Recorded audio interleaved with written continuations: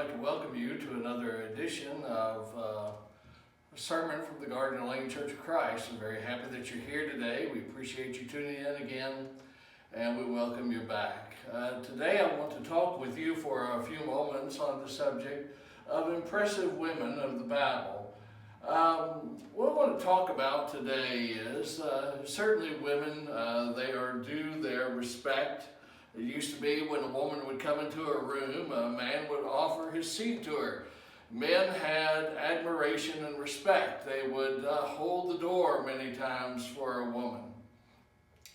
In Exodus chapter 20 and in verse 12, it says there to honor your father and your mother, to honor your mother as well as your fathers.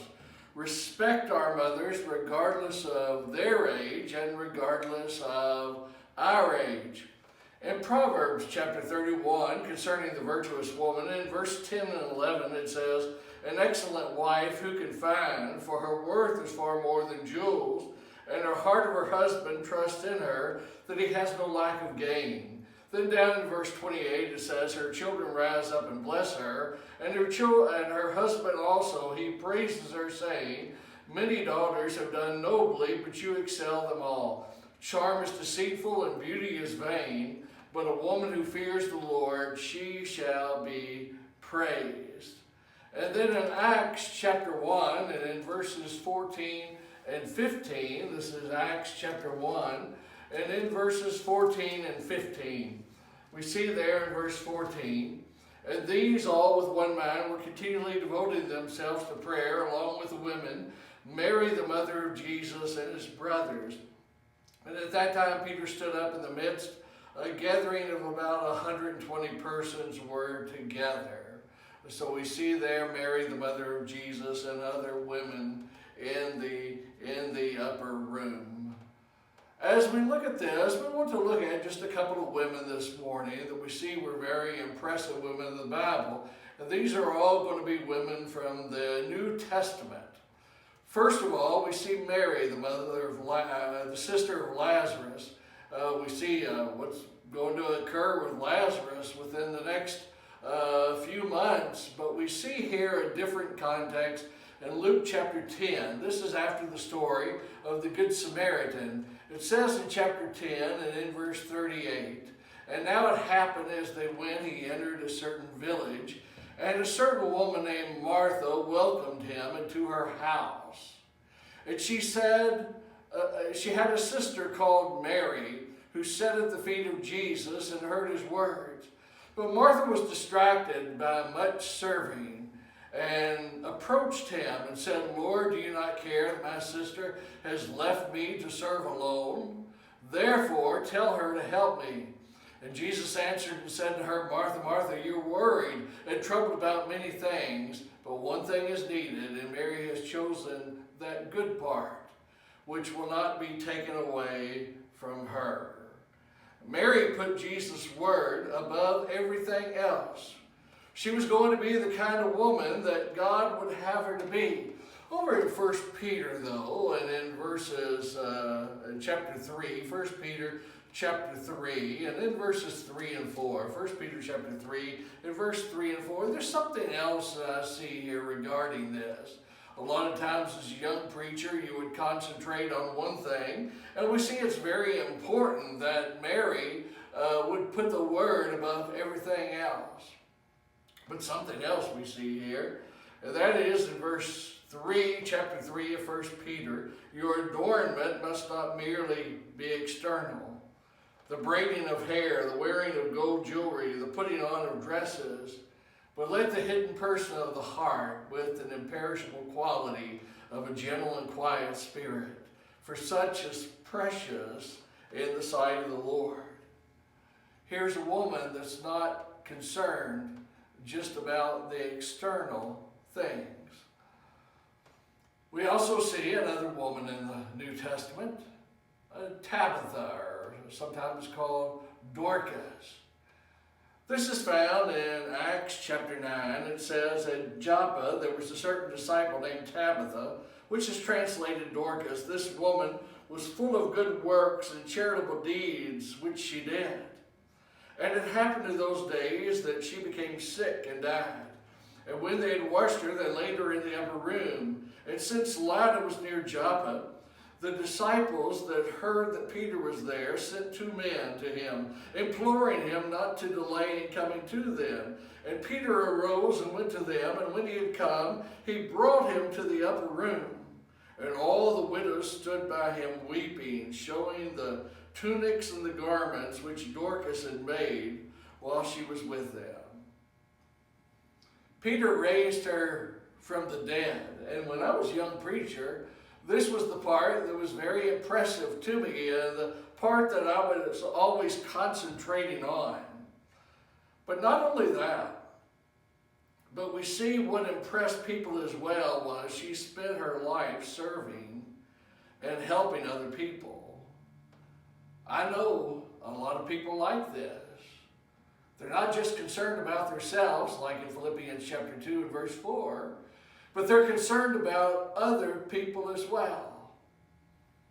Something else I see regarding this, now that I'm a little bit older, and that is that sickness and death occurs in faithful Christians. Sometimes you don't think about that when you're young, but when you read this later on in your life, you see that that happens. That faithful people, faithful Christians, they get sick. And faithful Christians, they die. I don't know if she ever taught a class, but I know one thing, she taught a lesson. Many times there's mothers who do without so that they can do for others. Many times mothers, they would do without so that their children could have so much. I was telling this the other day about my grandmother. She used to have a friend down the street that just had just a house full of children, and she just couldn't afford a coat. This is back in the 1920s. And she would go down and she would borrow my grandmother's coat so she could go to town. And my grandmother was happy to do that. But still, the point is that this lady was giving so much of herself to other people, she didn't have the money or the time many times for herself. The vessel containing a costly ointment was broken, and the fragrance filled the house when Jesus was getting ready to be crucified. But Dorcas left a fragrance as well, a life lived for Christ. What sort of fragrance are you going to leave when your life is over? Well, another impressive woman of the Bible was Lydia. It says in Acts the 16th chapter, this is after the Macedonian call, we see that Paul wanted to go to Bithynia. We see later that Peter writes to the brethren at Bithynia, and he receives the Macedonian call. In Acts the 16th chapter, in verse 11, it says, and on the Sabbath day, we went out of the city to the riverside, where prayer was continually made. And we sat down and we spoke to the women who met there. Now there was a certain woman named Lydia. She heard us. She was a seller of purple from the city of Thyatira. It says there that she worshiped God. The Lord opened her heart to heed things spoken by Paul. And when she and her household were baptized, she begged us, saying, if you would judge me to be faithful to the Lord, come to my house and stay. And so she persuaded us. Despite being a businesswoman, she was a worshiper of God. And that's the point that I would definitely make years ago. And it's still the point that I would make, that she is a worshiper of God. But there's other things you see now as well. And that is, even though she was on business, she took the time to worship God. A lot of people now, that's not the case. A lot of people, when they're away on vacation now, they don't take the time to worship God. It says she practiced hospitality. She begged us. I have a friend that's a truck driver, and he was going up north to Missouri, and he stopped in one of the churches one night. It was on a Sunday night. And when the services were over, he asked some of the brethren there if he could park his truck in the back and just sleep there that night. He wasn't going to cause any commotion. He wasn't going to trash up the parking lot. He just wanted a place that was safe for him to sleep. And one of the little old ladies, she said, "Absolutely not." He said, "What?" She said, "Absolutely not." She said, "You're coming home and you're sleeping in a warm bed tonight. And I'm going to feed you supper, and in the morning, I'm going to feed you breakfast." And she begged him to come home with her and her husband. And he did. We don't see that. We don't see that much anymore. We don't see that caring much anymore. It used to be that women or men, when someone was in the hospital, people of our church, they would go and they would stay with them every night while they were in the hospital to make sure that their needs were met. Well, one other here. This is the story of Eunice, Timothy's mother, also his grandmother Lois. It says, "When I call to remembrance the genuine faith that was in you, which first dwelt in your grandmother Lois and your mother Eunice, I'm persuaded is in you also, that from childhood you have known the Holy Scriptures, which are able to make you wise for salvation through faith which is in Jesus Christ." She was married to an unbeliever in Acts chapter 16, verse 1. Today, children are taught everything except what they need. You know, I was thinking about her and her mother teaching Timothy and what they had to go through back then. I just think about what women had to go through 100 years ago. I was talking to a little lady probably back in the early 80s who was probably born in the 1800s. She was probably a young bride back in about 1915. And she would talk about her husband had to go away to work. It might have been to Glasgow or Bowling Green or Louisville. I don't know where it was. But she had to get up and she had to milk the cows. She had to work the farm.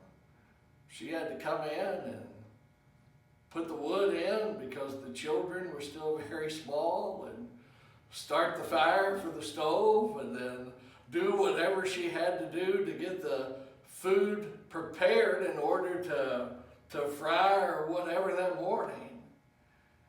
And then her day would just start over again and again and again with doing the same things. And people today would say, "Well, I just wouldn't have any time. Wouldn't have any time to teach my children during that. If I had to do all those different things, I just wouldn't have the time." Well, this was the same with Lois and Eunice. The same type of life they lived over 2,000 years ago.